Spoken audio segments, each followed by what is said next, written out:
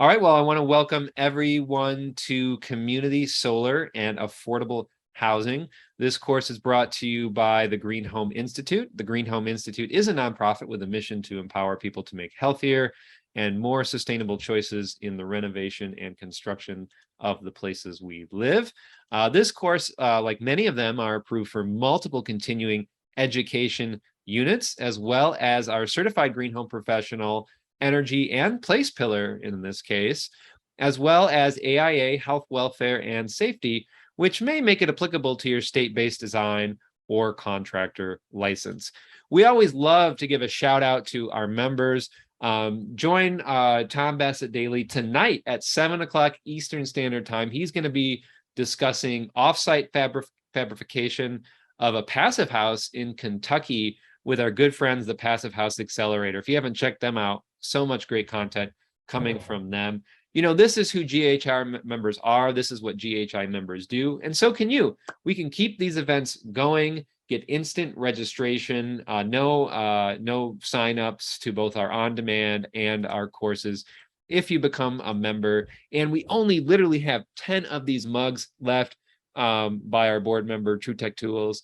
Corn-based, made in the USA. There's only 10 and we're not going to make any more. So if you become a member, you get a mug, and we appreciate the support.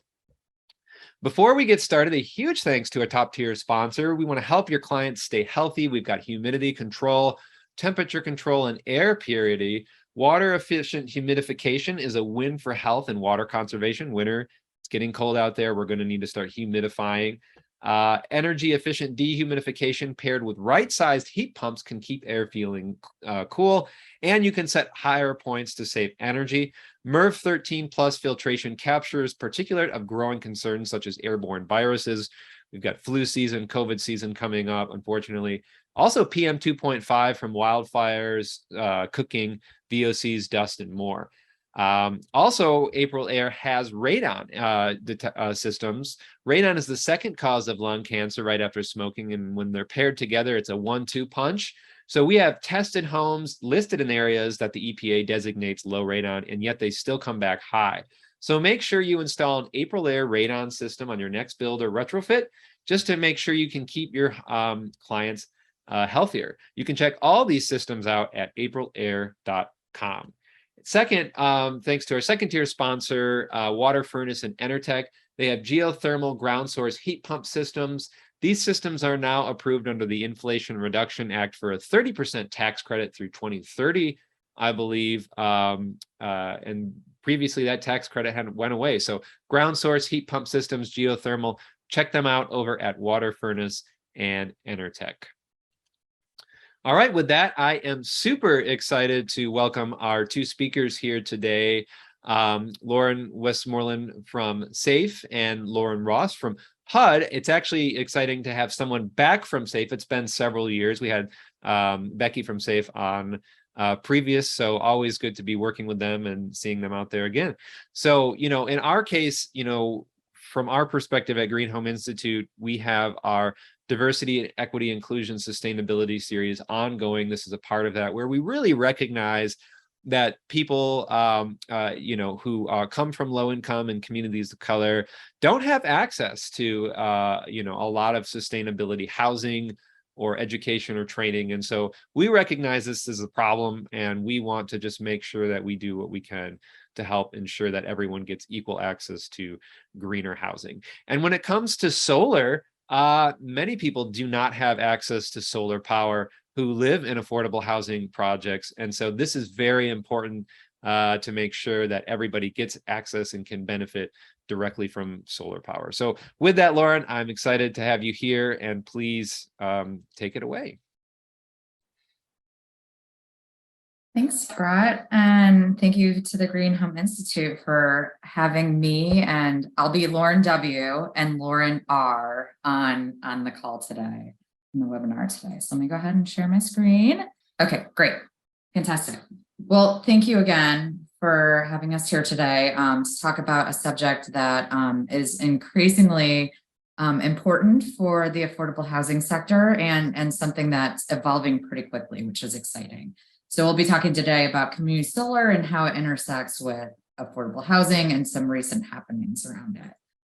This is our agenda for the webinar. First, we'll be going through some introductions of both who SAHF is, why we're interested in community solar, why the affordable housing sector is interested in community solar. We'll talk a little bit about what is community solar? How does it differ from just regular residential rooftop solar or utility solar or other different types of solar out there?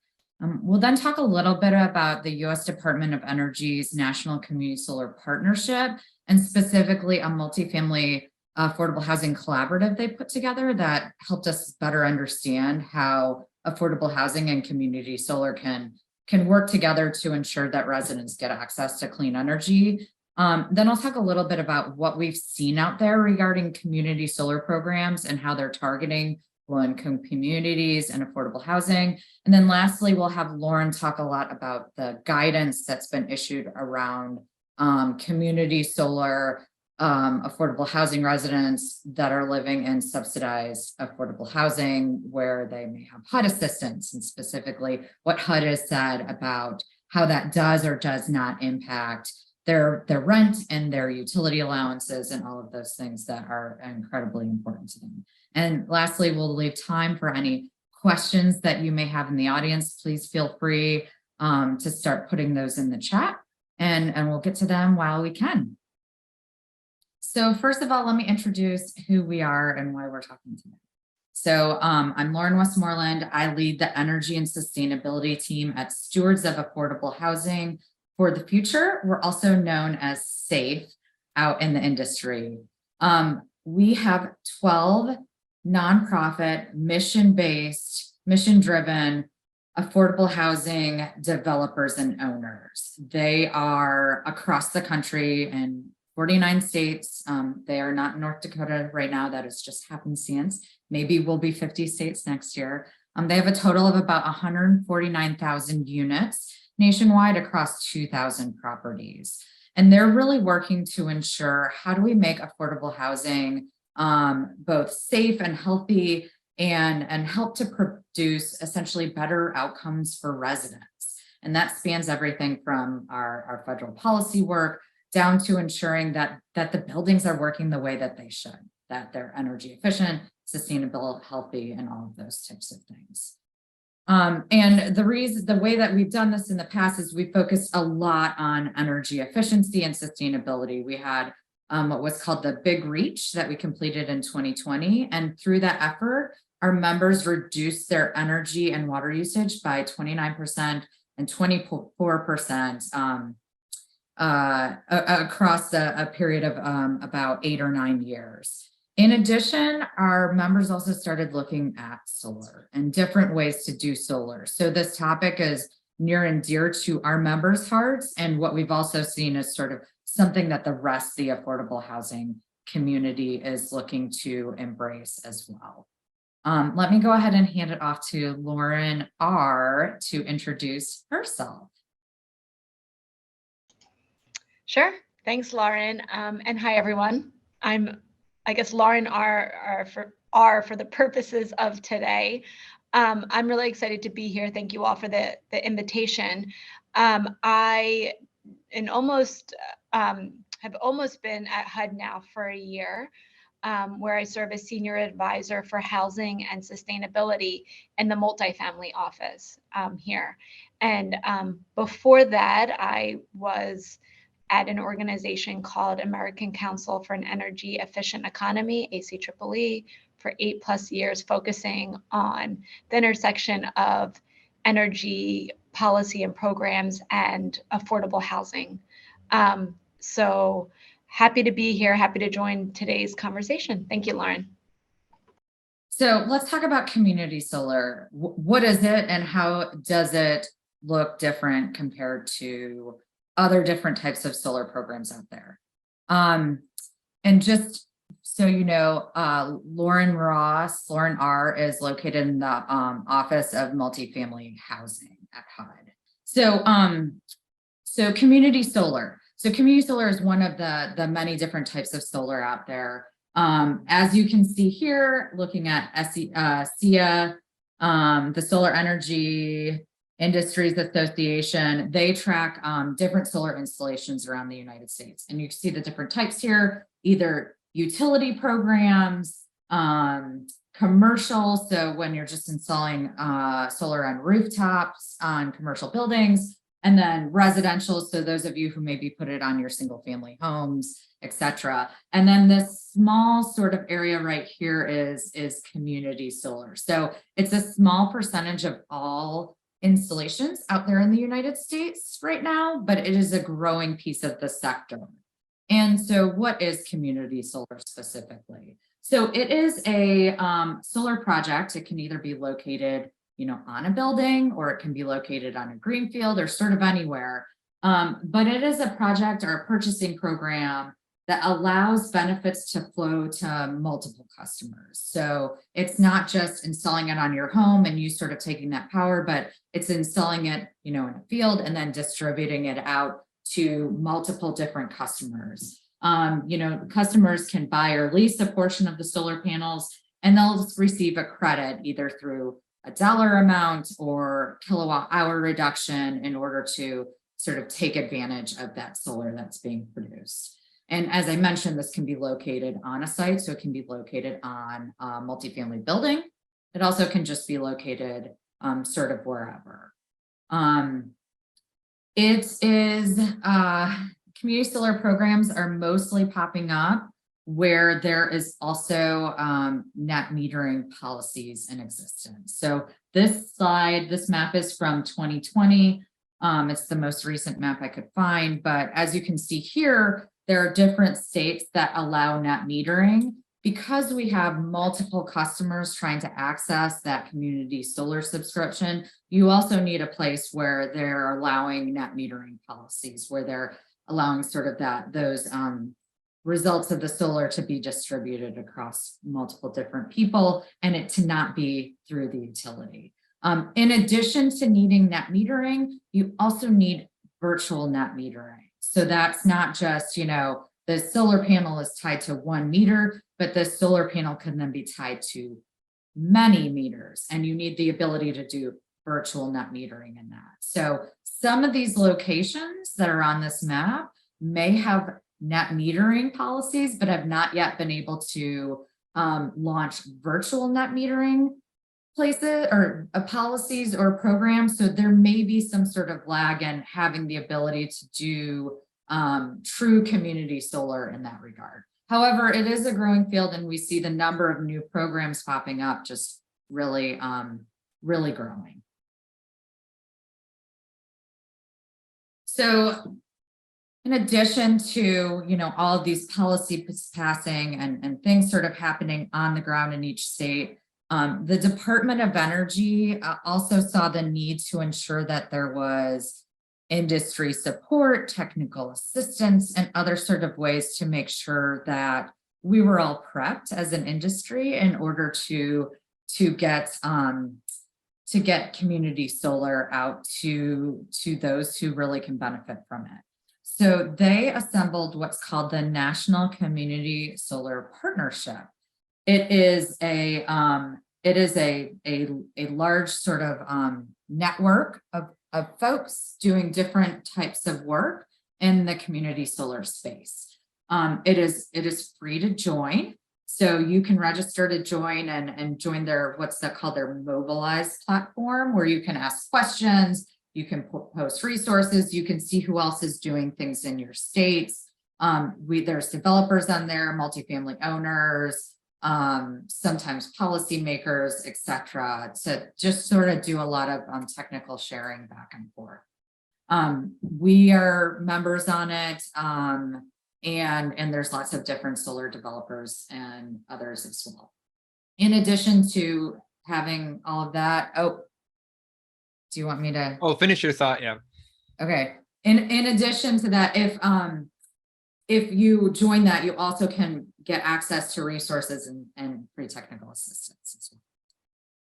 So there was a clarifying question on that map. Was that map just net metering, or was it also virtual net metering? So this is just net metering. I couldn't find virtual net metering. I think that And this is where I am not a net metering expert. So I would probably have to follow up with folks around like what's going on with net metering.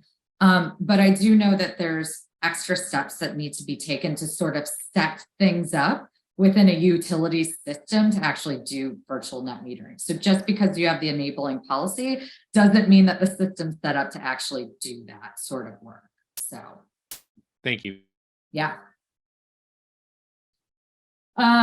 So, basically the goal of this National Community Solar Partnership Network is to ensure that we're seeing results out in the field. So their goal is to get to 5 million households and $1 billion in savings. And through that, they know that there needs to be a lot more technical resources and different sort of tools out there to make that happen. So if you get a chance, I'd really recommend you to take a look at their website and some of the resources they have.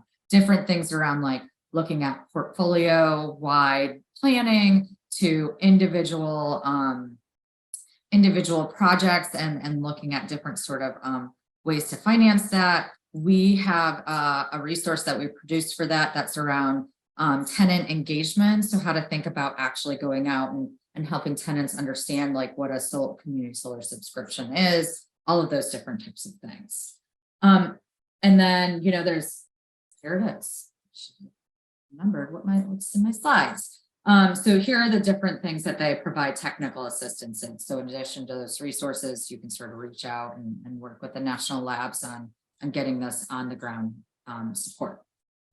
So within the National Community Solar Partnership Collaborative, there has also been some different groups that have popped up to focus on specific areas of the sector.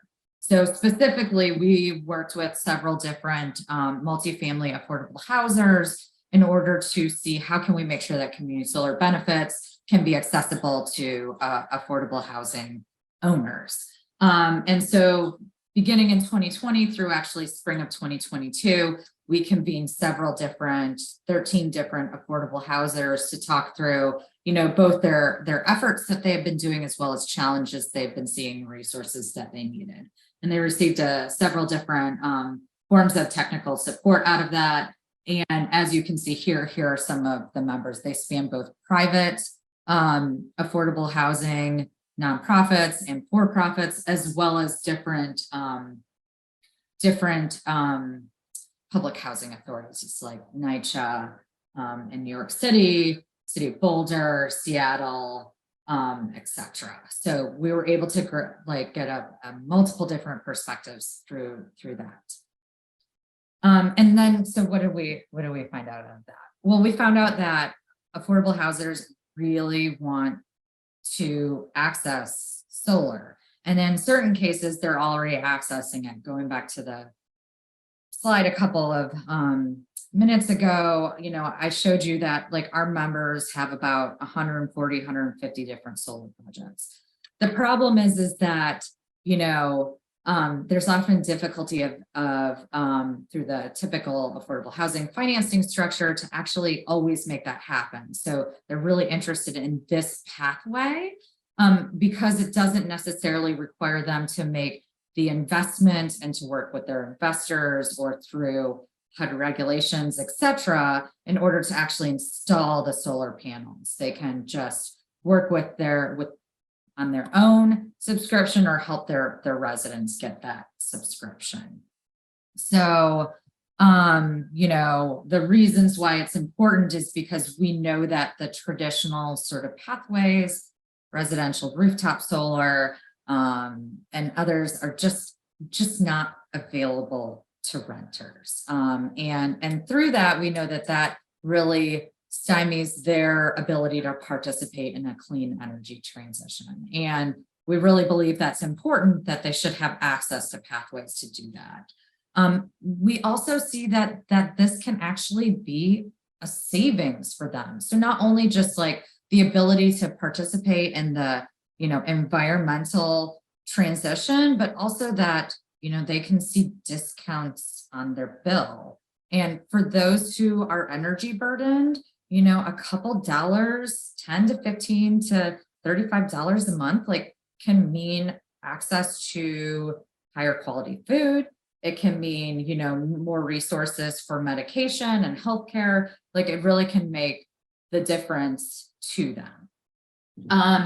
And in a lot of cases, developers are seeing that affordable housers are great partners. They want to do this work. They're mission driven. They have access to a lot of low income residents, which often a lot of community solar programs are looking to fill quotas with that regard. So in this case, one of our members, the Community Housing Partners, recently partnered with a developer in Virginia to launch some of the first community solar projects in that area. And the great part about that is they're both locating, the developers both locating on site. In addition, the residents will be able to sort of be front in line to access those community solar subscriptions and see those discounts on their bill.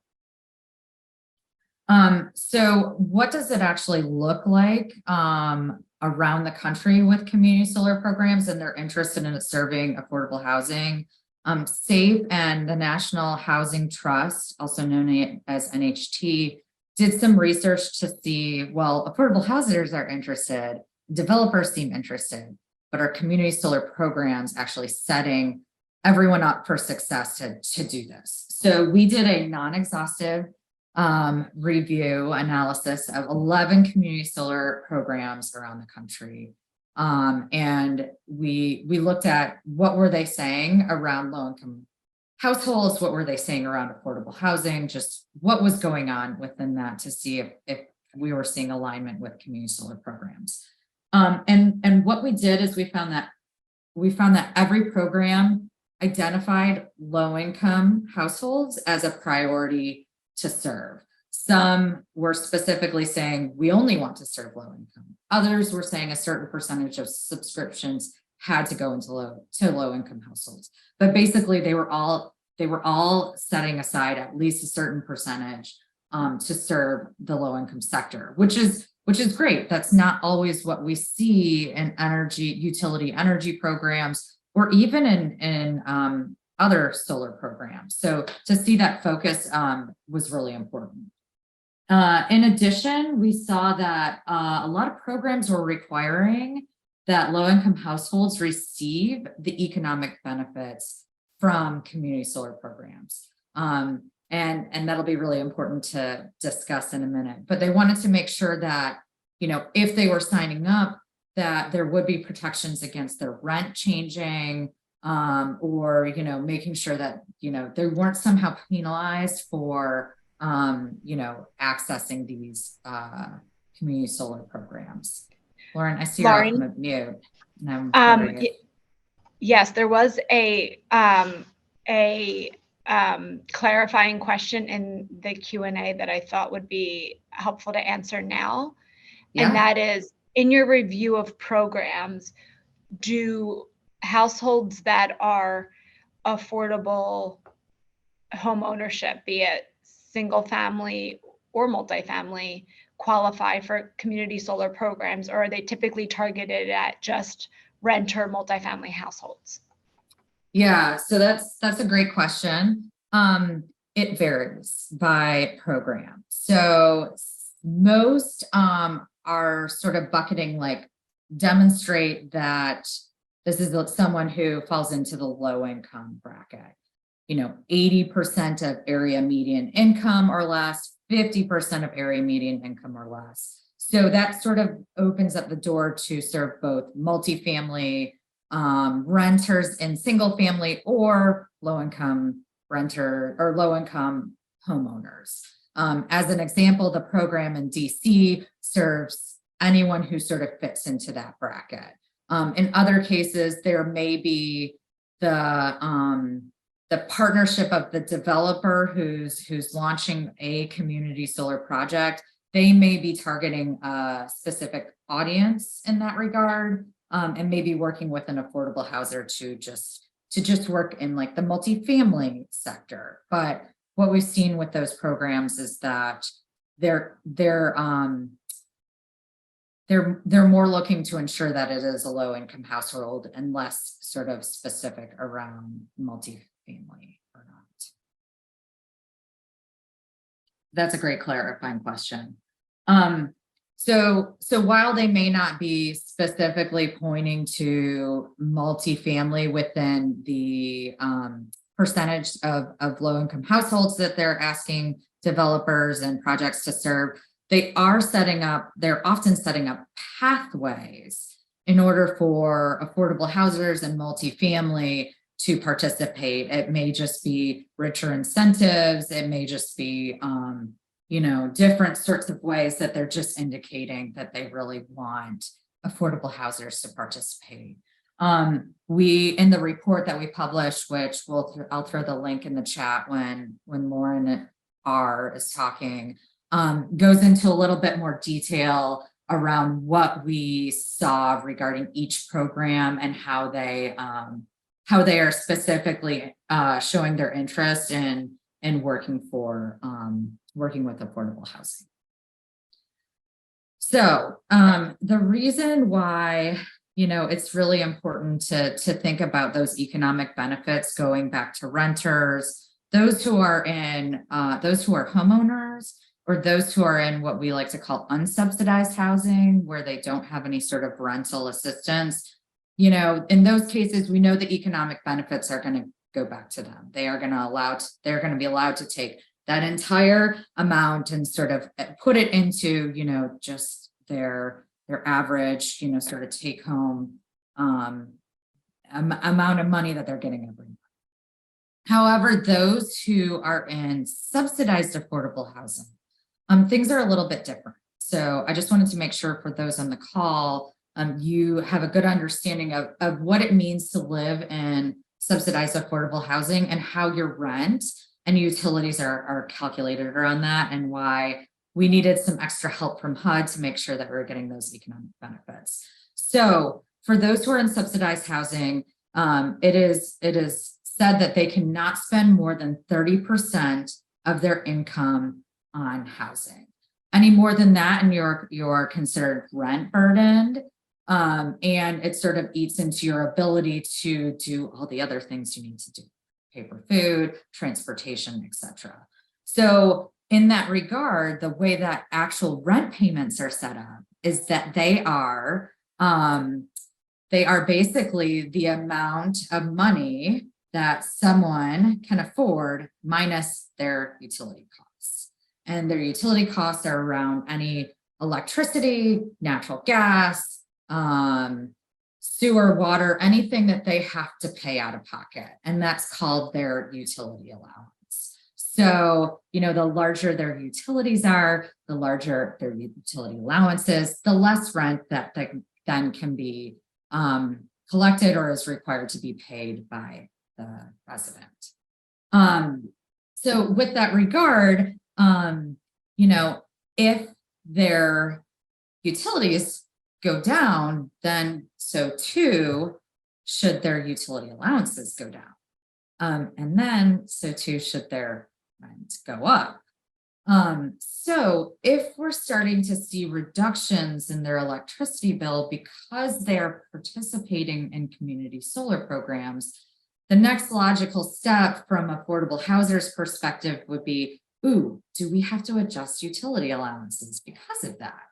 And the thing is that while it is more preferable to collect more rent to ensure that these properties can remain affordable long-term, that we can make sure we don't have deferred maintenance, et cetera, et cetera, et cetera, that really doesn't get to the point of ensuring that residents can achieve the full economic benefits of participating in community solar programs.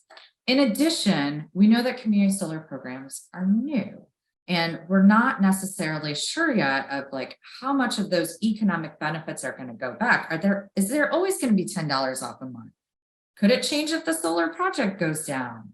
These programs are really new, and so we weren't really sure what was going to happen with them. So we were really concerned from the affordable housing sector that we didn't want to start to impact utility allowances and the rent that residents were paying before we knew what was sort of going to happen with these programs. So in doing the research, we sort of discovered that community solar programs we're also wanting to make sure that tenants got that economic benefit. And they were also sort of asking the question of, can we avoid sort of impacting these things around rent and utility allowances? And so to that end, we started looking to see, like, were all programs sort of saying that? How were they treating these economic benefits? Were they actually like reducing the kilowatt hours that a resident was, seeing on their bill? Was it just sort of a credit? All of those types of things. And what we found when we started looking through different things is that often the benefit sort of, in lots of cases, the benefit was sort of staying with the unit. And in that case, like, the resident really didn't have a choice of whether they wanted to participate or not. If the resident did have a choice in participating, a lot of times this wasn't actually reducing their kilowatt hours in their bill. It was actually just a credit.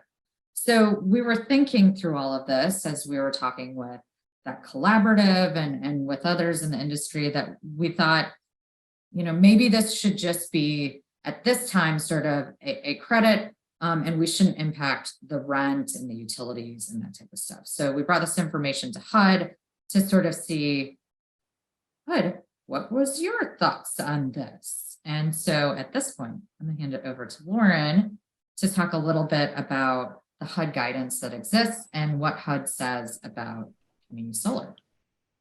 Sure. Thanks, Lauren. And I apologize, everyone. I'm having issues with my camera. So I'm going to just be on audio for the remainder. But thanks for all that context, Lauren. It kind of, I think, just allows me to jump right in. And can you see me now by any chance? No. No. Okay, sorry about that. I'm just going to keep it off then so I don't have issues. It really allows me just to jump right in. And, I'll say for, just adding on to really all the context that Lauren has laid out. From HUD's perspective, there's a long history of rich and growing rooftop solar incentives at the state, at the federal level, and by design, affordable multifamily residents can't benefit from those. And so community solar is really a wonderful solution to overcome that and to let more participate in the expanding clean energy economy. And that's really important to HUD. And we want our residents to be able to benefit like their counterparts in non-subsidized housing. And so that was really the motivation behind our action here and our continued action around community solar. As you see in this slide, in 2018 is when HUD, to my knowledge, was first approached by a state on the topic of community solar. And, similar to a number of programs to come, at the state level, it stipulated that that affordable multifamily residents had to directly benefit from these credits, which means that we don't want to see one's rent be affected, one's utility allowance go down for receiving that credit. And so, we for those reasons, first opined then on the California case back in 2018, where we determined that the benefit actually, in the case of California, not always in the programs to come, but in the case of California, the benefit lived with the unit, was enrolled on behalf of the owner, not the resident, and therefore should not count towards income. And also that a resident's energy consumption was not tied to the amount of their benefit, but rather the solar production of the community solar array. And so for those two reasons, within HUD's regulations, we believe that the credit itself did not need to be factored into utility allowance calculations or income calculations that would determine what one paid for rent. And so that was back in 2018. And as I said, I joined HUD almost a year ago. And since then, we've gotten requests from maybe 6, 7, 8 states and counting to provide similar determinations and to review the program. And I don't know if you want to jump to the next slide, Lauren. Great. And so here's a list of the 4 states that we have issued state-specific determinations in to date. So as we said, California was 2018. And just in the past year, really over the summer, we issued guidance to DC, Illinois, and New York's community solar programs. These programs are a little bit different from California, but I think very much reflect many community solar programs popping up across the country. And that is that they deliver the credit to residents in the form of a negative amount on one's electricity bill. And two, that those credits are not tied to an individual's consumption, but instead determined by the production of the community solar array.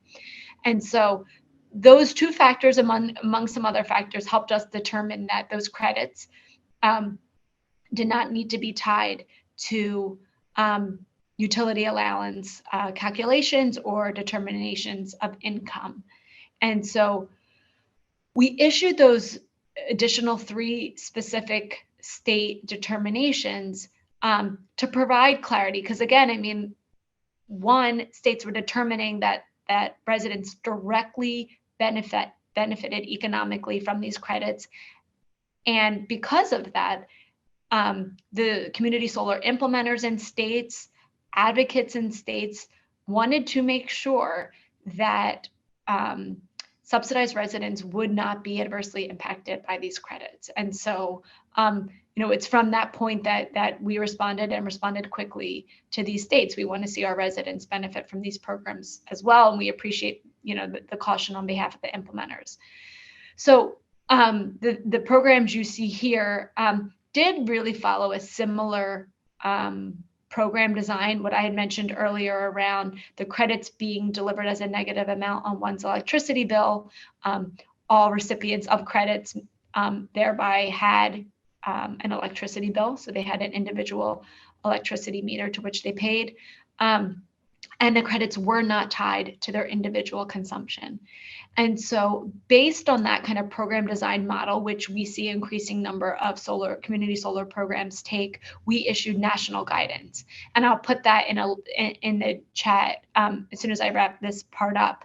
But the national guidance says to states, if your program looks like this, has these main characteristics, many of which I just alluded to, then the solar credit should not be included in income or utility allowance calculations. And so that means that states don't need to come to us individually if their program looks like that. This guidance is meant to give them the confidence to know that HUD-assisted residents can participate and benefit in these programs with it not impacting their rent or subsidies. And so that was the point of the national guidance. I'm going to share that in a minute. But since then, we still have gotten individual questions from states, just maybe asking for greater clarity or saying, my program's different. Can you issue a state-specific determination for us? We're happy to do all that.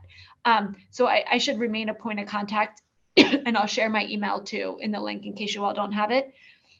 And one other thing I'll say before stopping here, not trying to confuse you all in the HUD speak, but early on I mentioned I'm with the multifamily office at HUD. So the guidance that comes out of multifamily is for our multifamily assisted buildings. So this is where we contract with private multifamily owners to provide rental assistance. The other side is public housing, which is owned and operated by local public housing authorities. They too have issued similar guidance. So far, we've been able to issue the same guidance across states and as well as the framework for our national guidance. That may stay the same, that may differ, but I can still answer those questions for you, both on the multifamily side and public housing side. So I'm happy to make those connections for you. I just want to be clear about what I'm sharing right now. So with that, I'll stop and happy to answer any questions throughout.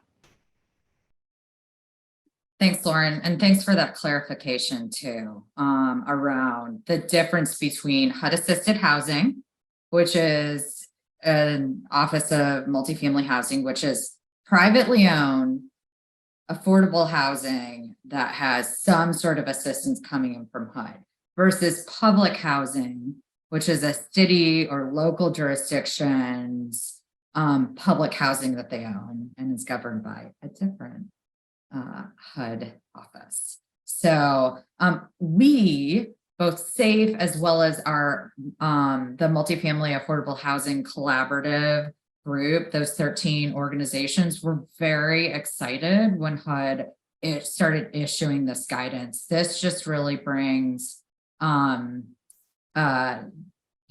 we're really excited about it. So I'll pause here. Well, another clarification question is for our friends, and some of them here today, who use the low-income housing tax credit programs. How does that fit into those, or is that also just very different in every state and every housing agency? So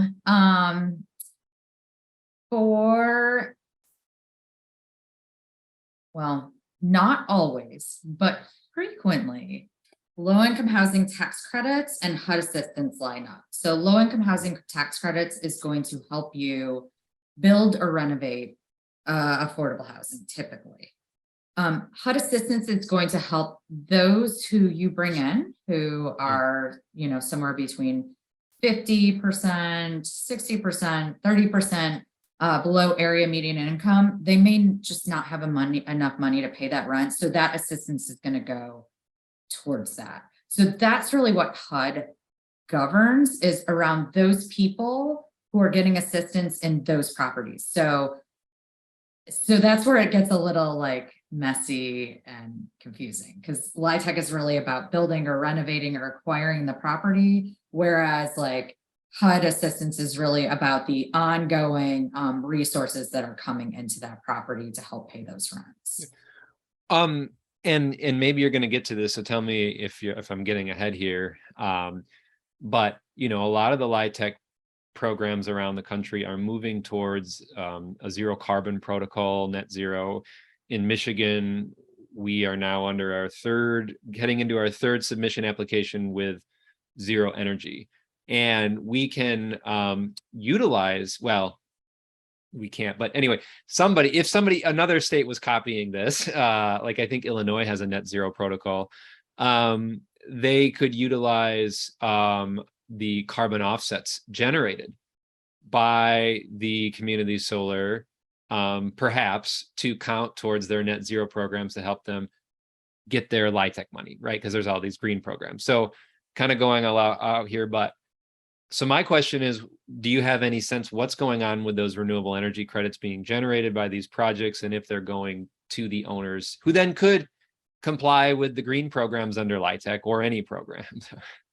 Yeah, well, I think it's a two-part thing. So I think that, you know, with community solar projects where you do have an affordable houser partnering with a solar developer, you know, there could be demonstration that, like, because most of those green building programs, DOE Zero Energy Ready, Enterprise Green Communities, they're very interested in putting the solar on. Sure. There may be additional benefit or points that come with like retaining the renewable energy certificates or not, but like you usually get credit for at least putting the solar on the building. So there's that, right? And that's good. And this can sort of help the way these community solar programs are structured. That can help that. Yeah. And then when it comes to community solar subscriptions down to the residents, I don't think we're seeing that yet in sort of like the qualified allocation plans and sort of the distribution of LIHTC credits. I'll be curious to see if there's something that sort of comes up around that. But yeah, I think that's sort of where there's sort of the distinction. And when it comes to renewable energy certificates associated with the community solar projects that are being developed and the programs, I would say that is very different depending on the project and the program. I've heard from some of our members that sometimes the RECs are available should an owner want them. Sometimes they are retained by the developer for whatever they may be doing with them. Sometimes they are taken back by the utility. And I think especially in places where you may see renewable energy portfolio standard requirements for utilities, they may be interested in retaining those RECs because they have requirements around producing energy, renewable energy. So I think it really varies, but as affordable housers are getting into this space, I think that it's an important question to ask around sort of what happens with the RECs. Are they accessible? Can I as an owner have them, or where do they go, and who sort of gets to have that ownership? Thank you. Yeah. And speaking of different community solar programs and what they look like and subscriptions and that type of stuff, I did want to mention that the community solar partnership, the National Community Solar Partnership, is partnering with the Department of Health and Human Services, which issues LIHEAP, the Low Income Heating and Energy Assistance Program, that they have partnered together, and they are looking at a way to essentially develop a subscription platform. So instead of all of these developers sort of going out individually and like trying to find subscriptions, and instead of potential subscribers trying to compare programs, especially like, you know, if you have different projects coming out, like what does this all mean, that they are looking at developing essentially like a clearinghouse or a database of programs that sort of answer multiple questions, like, you know, how does this come on your bill? Like, what does the credit sort of look like? Does it have the consumer protections that we want to make sure about? All of those types of things. And they're looking at piloting it in these initial states. So we see this too as an exciting opportunity to make sure that the subscription process is more transparent. And Lauren, I see you come off mute. Yes, you probably, thanks for this overview. And I want to bring up a complementary related topic to what you're describing here. And in the Q&A, there was a question of, are the WAP agencies coordinating with community solar programs? And to whoever asked that question, that's an excellent question. And there's certainly an opportunity for state level coordination and connection around those that could benefit most from these credits. And I feel like what Lauren's describing now is one attempt at getting at that state level coordination. So Lauren, I wanted to kind of kick that question to you, and just in general, are we seeing, when it comes to bill assistance, weatherization, are we seeing a connection to community solar as well? Yeah, I mean, I am not as on the ground with where the weatherization assistance agencies are making all of those connections yet. However, in the bipartisan infrastructure law, IJA, whatever you sort of want to call it, there was weatherization assistance program innovation dollars. And through that, I know that there was sort of the initiative to think about how community solar and solar in general sort of ties into the programmatic offerings that WAP has. So I haven't yet looked at, they had just issued the first round of recipients for those innovation dollars, and I haven't looked at it yet, but there may be a program on there that's looking to make that better connection. And for those unfamiliar, WAP is a national assistance funding program that's, you know, ties into the DOE in the states, and then usually gets administered county by county, whether directly by the county or nonprofits.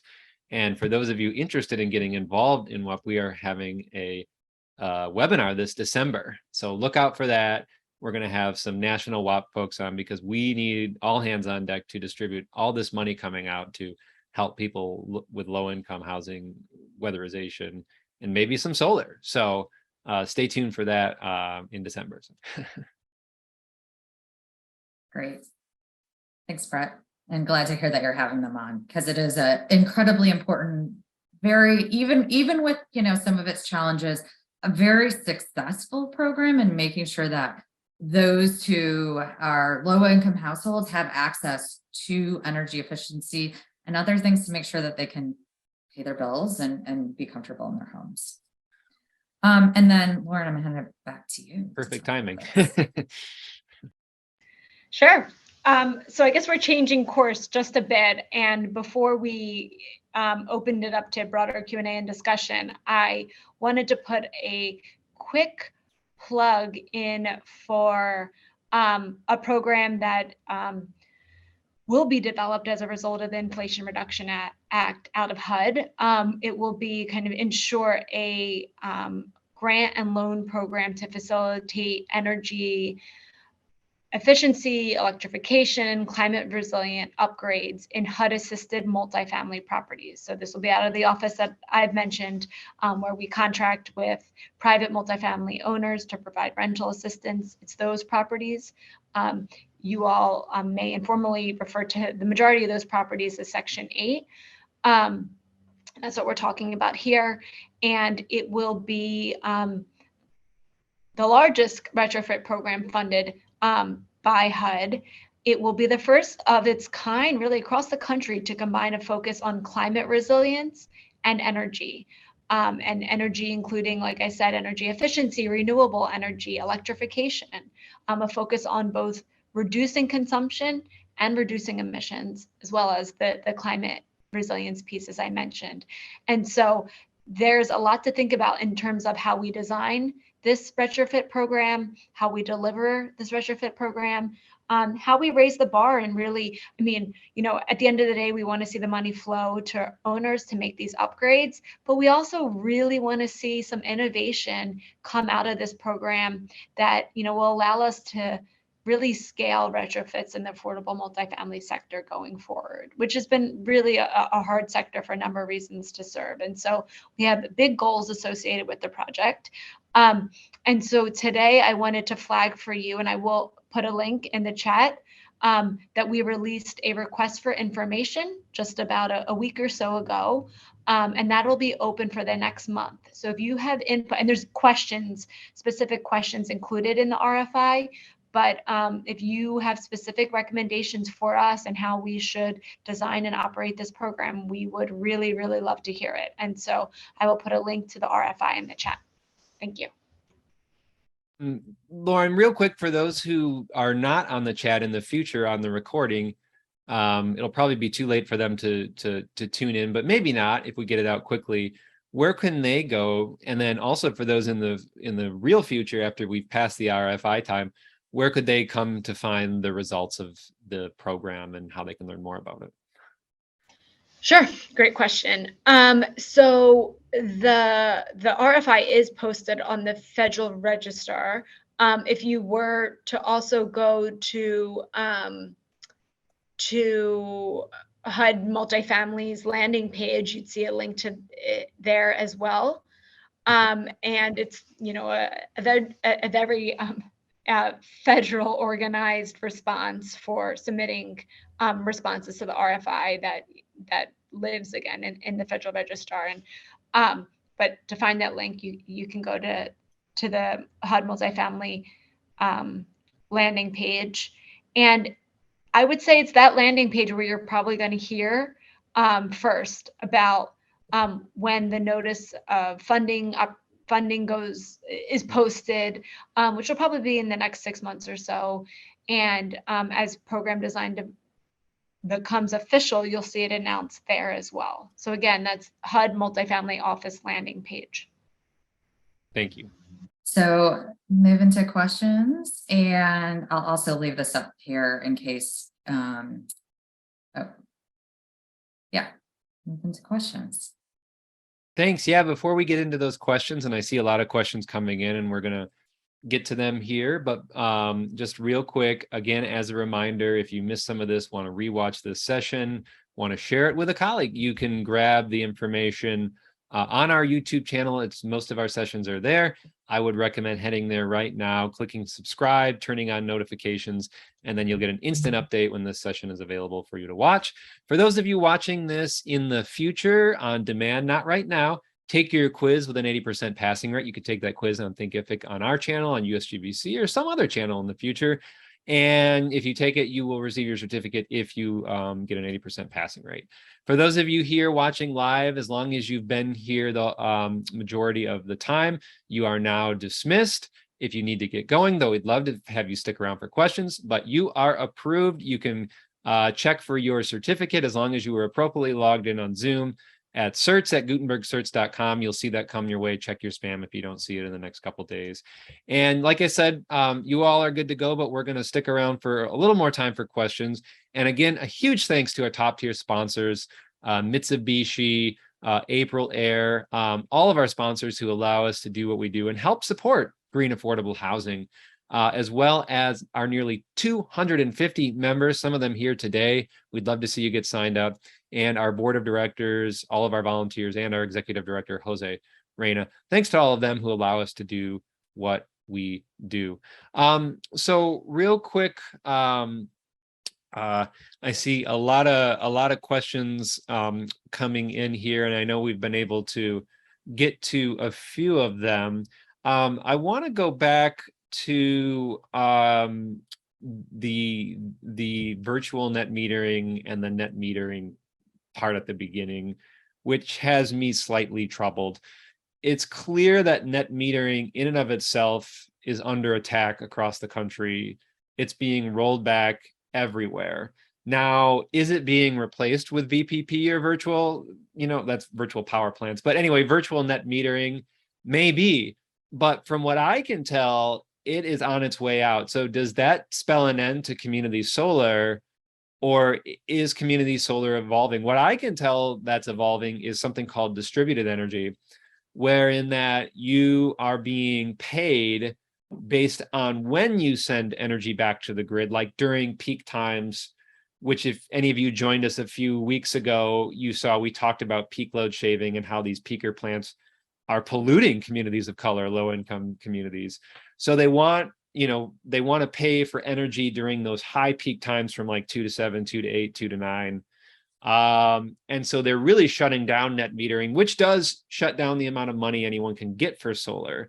So just thinking that through, what have you heard? And where do batteries come into play with these community solar programs? Are there microgrids being set up instead? What thoughts do you have when I say is this really contingent on real net metering? Because it sounds like if it is, community solar is on its way out too. Yeah, there was a lot in there, Brett. Yeah. A lot. Yeah. So, a lot of the community solar programs are new. Majority of the ones that we're looking at were developed in the past, less than 10 years, most of them in the past 4 years. I think we're going to continue to see those. It is a great way for utilities to serve communities that have been typically sort of not been able to participate. And I think that we will continue to see ways that they're going to allow those types of programs to happen. I can't say as much on what's happening around sort of net metering nationwide, because it's not something I've focused as much on.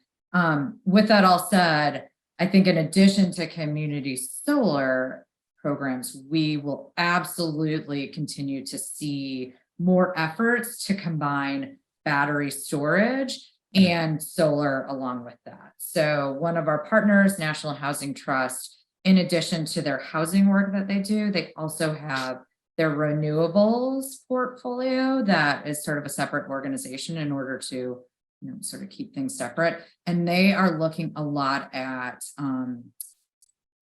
battery storage plus solar to serve community rooms and other areas of refuge on their properties. And they're doing this, yes, because they sort of want to participate in the clean energy sector and all that type of stuff, but because they're also seeing more planned outages or unplanned outages, and they're serving vulnerable populations. I mean, almost half of SAHF's portfolio is seniors. So you're talking about a population that if there is a power outage, it's going to be difficult for them to leave the property. And also they may have health conditions, they may have medication, they may have, they may be on respirators, other things that are going to need to be refrigerated or powered or those types of things. So we're seeing a lot of interest in sort of what's called like a resilience hub or an area of refuge and sort of serving those types of scenarios. So, another thing with community solar is that it has to be essentially allowed by the utility company to participate in it. And I know like in Michigan, our big utilities, and not them, but really ultimately the state, but at their request, have made community solar not illegal, but not legal. Therefore, it's not something anybody could implement directly on their utility bill. And it's not just Michigan, not to just pick on them. So what do you say to people who are starting out in a state or on a utility who are like, hey, I want to do this, but I can't, where do they start? Yeah. I think that there's often work that needs to happen through the Public Utility or Public Service Commission, or there needs to be enabling legislation through your state legislature. Both of those are going to require advocacy. There are groups that are working on it. Solar developers have their state solar associations that they're always willing to have more voices at the table to support this type of work. And there's others out there who are really thinking about the value of energy choice, that too are looking at, well, if I want to do solar, I should be enabled to do it, and I should be able to access it in the way that I want to. So I think whether it's like through the League of like conservation voters, those who are looking more around choice, energy security, there's a lot of groups out there who are thinking about this. And I think too, those who have more maybe been in the traditional energy efficiency spaces are also thinking about how we can make sure that there is a wide array of resources that we can access as we go through the process of making our homes more efficient and really like decarbonization. There was a good question here, and especially, from people who don't work a lot in the affordable housing sector, that part of affordable housing is home ownership. So if anyone's not aware, Habitat for Humanity, not the only one, but clearly one of the best examples of home ownership. And so obviously in those cases, there may be a more opportunity to build that solar within the project, but maybe not. Maybe the house is shaded, or there's local municipality rules, like certain cities I know that I'm going to pick on a little bit, that don't let you face solar to the street, and they know who they are. But so, in those cases, do you see these ownership programs playing any role in these community solar as benefits, or is it just, rentals? Yeah, so there is a project that was shared with us through that National Community Solar Partnership Multifamily Collaborative, where there was a housing authority working with a neighborhood next door to them of owners in a low-income community. And they had some extra land within their subdivision. And they were actually looking at siting that community solar there and then distributing both to the Public Housing Authority site next door, as well as to those owners who lived within and wanted to subscribe to it. And by doing that, they were able to sort of combine the land that the homeowners had and then some of the financing that the Public Housing Authority was able to access. So I think we're going to be starting to see more interesting partnerships like that will give access through things like community solar to those who own homes, but maybe without necessarily them having to put the solar directly on their roofs at that time. Here's a very specific question, I think, just thinking through, and maybe, if you've seen this, and it's kind of directed at HUD. So if you're still hanging out with us, Lauren, you want to jump on, but the question is, Many of the HUD housing developments have community solar center buildings on site. Are any of these community buildings being considered to house large-scale battery storage for solar or using solar carports? And I think we kind of, talked about the question a little bit, but in this case, it's kind of getting into EV charging even, and, maybe even setting up, backfeeding chargers, right? Some of the new ones that come out that allow people to pull energy out of the cars. So what's any thoughts on seeing that some of these strategies being implemented out there? Sure. I could take a stab at that and say, and I think the answer is HUD right now is thinking through how best we can support, and I use support more than incentivize right now because we don't have a lot of resources to really incentivize some of those kind of bigger ideas. We do through the grant program that I just mentioned, where, I fully imagine that properties that are undertaking major retrofits will have EV charging. We'll be thinking about rooftop solar or nearby solar. But we haven't had a grant program like this in a really long time. Our public housing counterparts don't have a grant program like this right now. They own a lot of land. They are thinking about carports, how to make their buildings and require, this EV readiness, at least in when major retrofits take place. It's not that there isn't interest in pursuing this. The economics are more challenging in affordable housing. And I think HUD is thinking about what tweaks can we make on the regulatory and policy side that would enable owners' ability to make these big investments in renewable energy. And owners are thinking about that too. States and cities are thinking about that too. And so I think it's, it is going to require some incentives to be able to really enable that on HUD's assisted portfolio, the public housing portfolio. Folks are thinking about it. Public housing authorities, being who they are in large housing markets, have done this and are some are kind of leading the way even in thinking about how to make use of land for these purposes. And so I think our challenges, we know that this can be done. We know it should be done. How do we help owners get there without increasing the rents? And the program I mentioned is intended to incentivize that type of thinking and development, but we still have a long ways to go. Yeah, well, on that, oh, go ahead, Lauren. And just to sort of double down on that, the thing with like the community solar guidance that came out from HUD was that it was enabling. And we recognize we'd love HUD to do as much as we can, but we recognize they do have limited funding. But by doing that, they gave owners the confidence to be able to, bring these things to their residents, invest in them themselves. I think that there are resources out there right now to do things like EV charging in California.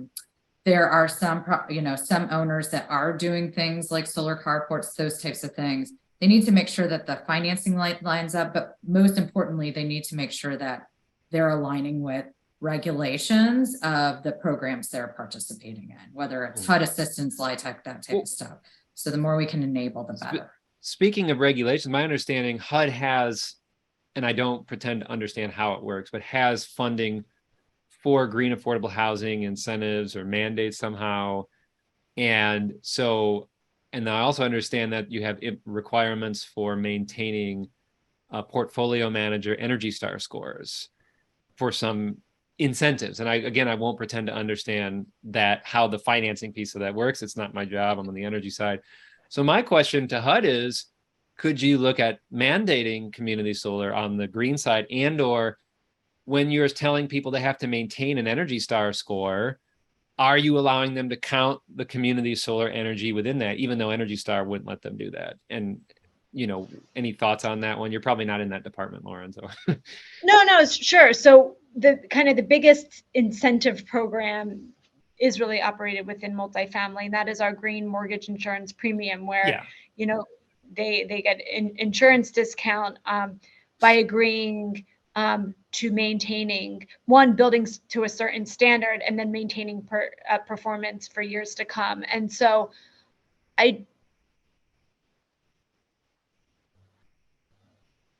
like Lauren said, I feel like we haven't thought about how community solar factors into that.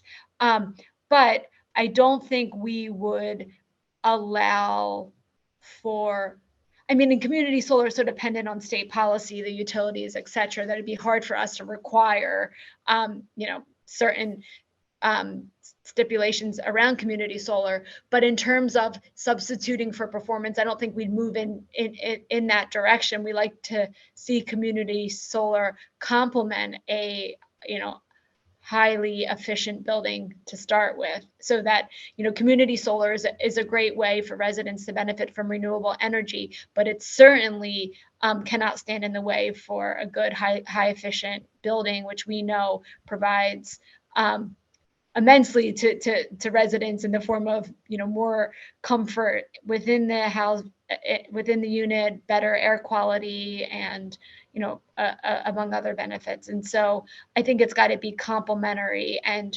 I don't know if we're there yet to think about how it can be added on to existing requirements.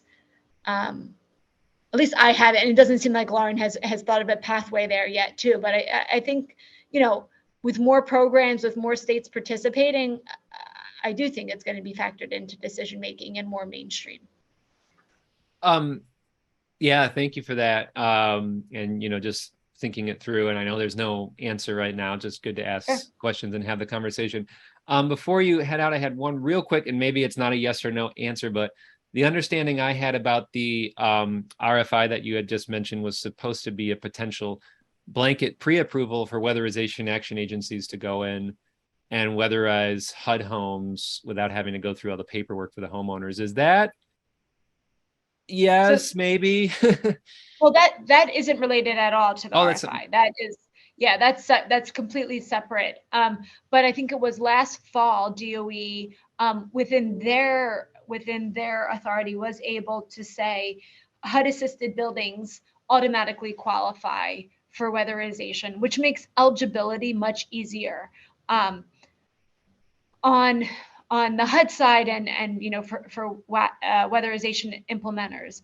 Now, there's still some, we put out a list which is meant to even further enable understanding eligibility. It's still a little tricky when HUD looks at percent affordable units in a different way than DOE, so sometimes it's a little tricky.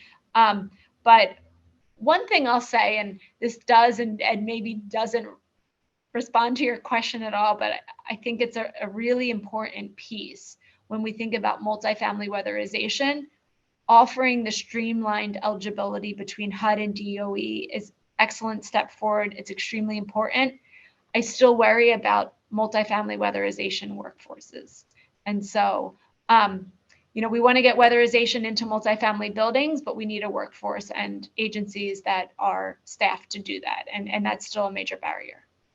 Agreed. That's a huge problem. And we will be discussing weatherization workforce development in December on our session as well. So I know you both have to get going, so let's leave it at that. Real quick, I'll just give it to you. First, Laura Westmoreland, where can people go to contact you and learn more about SAHF? So we're at safenet.org. And that's SAHF, right? And then my email address, I put it up here somewhere. Let me copy and paste it in again at the bottom. But yeah, please feel free to that. And then can I just do one final thing around multifamily and weatherization? So one thing to note is I really appreciate HUD and DOE coming out with that guidance around sort of reducing the paperwork need and sort of showing categorically that HUD assisted housing does qualify. what we're seeing with some state weatherization plans, specifically around that huge influx that came with the with IJA, is that they have decided to not focus on multifamily. That they are either not acknowledging that guidance that came out from HUD, or they're sort of saying like, yeah, we're going to use our regular WAC funding. And I just think that that is disappointing to hear. And we would love to see states sort of rethink that. It's such a large amount of money, and you can get so much done by focusing on multifamily, where you can get the landlord to agree, and then you can like go in and weatherize a lot of units at one time. We just think that ensuring that there's a pathway for multifamilies to access that is really important.